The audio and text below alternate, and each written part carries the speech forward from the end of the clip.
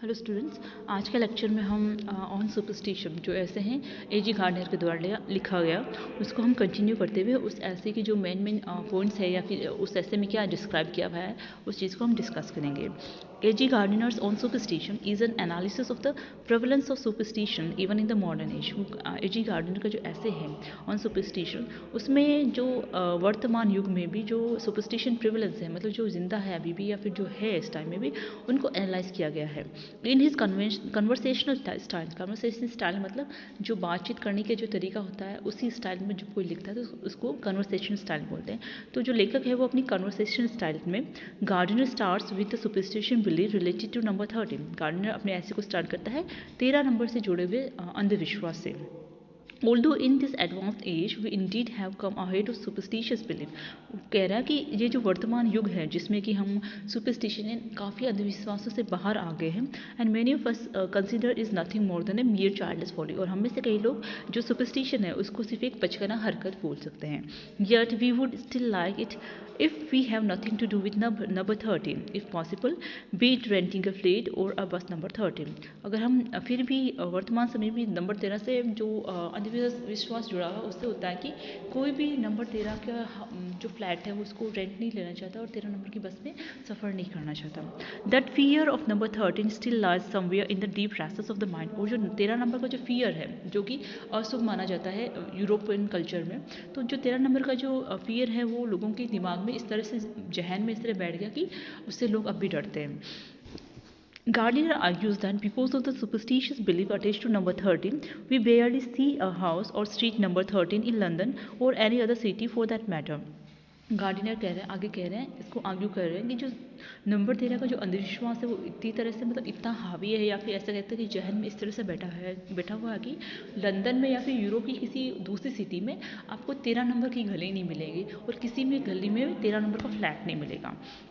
To elaborate this, the speaker goes on to describe the case of a person as recorded by Duhamel, who recovered from his war-induced injuries and sickness, yet succumbed to a small pimple on his nose. This superstition exercises a stronghold on our life and profoundly affect on our decision। आगे वो 13 number का जो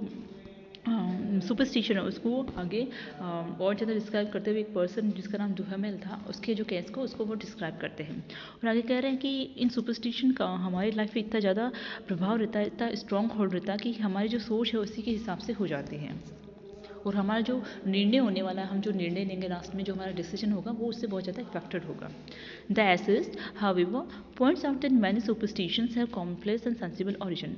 assist आगे बता रहे हैं कि जो सुपरस्टिशंस होते हैं यानी कि अंधविश्वास होते हैं उनका जो ओरिजिन यानी कि उनका जो प्रादुर्भाव होता है वो बहुत ही कॉमन प्लेसेस या उनका जो ओरिजिन होता है बहुत ही सेंसिबल ओरिजिन होता है। Yet in this era of science and technology, when we have already explored a lot of universe laws and principles, superstition is a creed out one। वो बोल रहे हैं कि वर्तमान युग में जबकि साइंस और टेक्नोलॉजी ने बहुत ज़्यादा एडवांस, मतलब बहुत ज़्यादा प्रोग्रेस कर लिया और यूनिवर्स के ज़्यादातर हिस्से को उसने खोज लिया या एक्सप्लोर कर लिया है, तो आज के टाइम में सुपरस्टिशन एक तरह से एक क्रीड आउटवॉर्न हो गया। मतलब ये से कि जो प्रगति हो चुकी है साइंस और टेक्नोलॉजी में उससे ये होता है कि जो सुपरस्टिशियस बिलीव्स है, जितने भी अंधविश्वास है, उनका जो उसके पीछे का जो रीज़न होता है वो हमको समझ में आने लग गया, तो वो एकदम से साइड में हो गए, सुपरस्टिशन को लोग कम मानने लगे। He says it was right to be superstitious in the previous centuries when humans knew almost nothing about scientific laws of nature, believed in the existence of beneficents and sinister forces। अब ये बोल रहा है कि जब previous centuries यानी पुरानी centuries में, जब कि कह रहे पुरानी सेंचुरीज में सुपरस्टिशन यानी कि अंधविश्वास पे अगर लोग मानते हैं उसको तो उनको सही माना जा सकता है, क्योंकि तब इंसानों के पास नेचर को समझने के लिए, जो प्रकृति में जो कुछ भी घटनाएं होती है जिनके पीछे की लोगों को तब ये फील होता था कि उनके पीछे या तो कोई अच्छी शक्ति हो सकती है या फिर कोई बुरी फोर्स या बुरी शक्ति हो सकती है, क्योंकि उस टाइम जो नेचर के जो भी फिनोमिना यानी कि जो भी कुछ होता है नेचर में, उसकी जो क्रिया विधि है, उसके जो उसका साइंटिफिक रीज़न है उसके पीछे का, उसके पीछे जो नियम चलते हैं या प्रिंसिपल्स, नियम जो भी सिद्धांत या जो नियम हैं अब नेचर के अपने साइंस के, वो लोगों को पता नहीं था। तो उस टाइम में अगर लोग ये विश्वास करते कि हमारा जो प्रकृति में जो कुछ हो रहा है उसके पीछे कोई अच्छी शक्ति हो सकती है या बुरी शक्ति हो सकती है, तो उनका मानना जायज़ था। It was justified back then if they saw their fate in clouds and referred every phenomena of life to the soothsayers and oracles. और उस टाइम जो अगर वो अपने भाग्य को क्लाउड्स के यानी कि किसी ऊपर की शक्ति के हवाले मानते थे कि जो कुछ भी होता है ऊपर की हमारी किस्मत की वजह से हो सकता है, या फिर जो भी लाइफ का फिनोमिना होता है उसमें जो सूदसेयर कह रहे हैं या फिर जो भविष्यवक्ता कह रहे हैं उसके हिसाब से वो उनको सही मानते थे. Gardiner cites an episode from a Roman civilization in which an election got postponed because Ketu heard thunder. आगे वो कह रहे हैं कि वो एग्जांपल बता रहे हैं कि जैसे पुराने टाइम में क्या क्या हुआ था. जैसे कि रोमन सिविलाइजेशन में केट नाम का एक कैरेक्टर था. उसने